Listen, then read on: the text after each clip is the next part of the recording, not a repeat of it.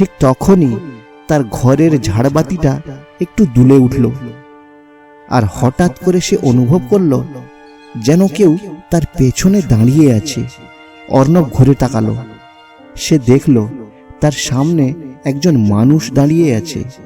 লোকটিকে দেখেই হঠাৎ অর্ণব চমকে উঠল, কারণ লোকটা একেবারে ঠিক তার মতোই দেখতে ছিল। অর্ণব অবাক হয়ে জিজ্ঞাসা করল, কে তুমি? লোকটা শান্তভাবে বলল, আমি তোমার অবচেতন। অর্ণব বিস্মিত হয়ে বলল, আমি তো তোমাকে কোনোদিনও দেখিনি। লোকটা একটু হেসে বলল, দেখনি? কেন, আমি তো সব সময় তোমার সাথেই ছিলাম। অর্ণব ভাঙা গলায় জবাব দিল, কখনো দেখিনি তো।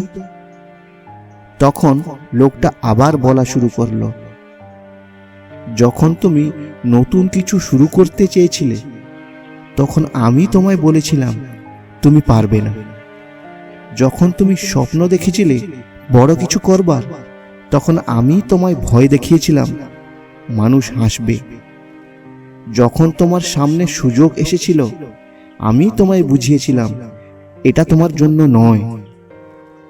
অর্ণব অবাক চোখে তার দিকে তাকিয়েই থাকলো।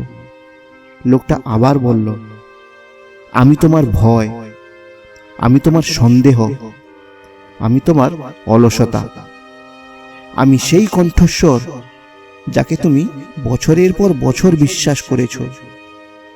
অর্ণব তখন নিঃশব্দ হয়ে গেল, কারণ সে বুঝতে পারল তার জীবনের সবচেয়ে বড় শত্রুটা আর কেউ নয়, তার শত্রু ছিল সে নিজেই।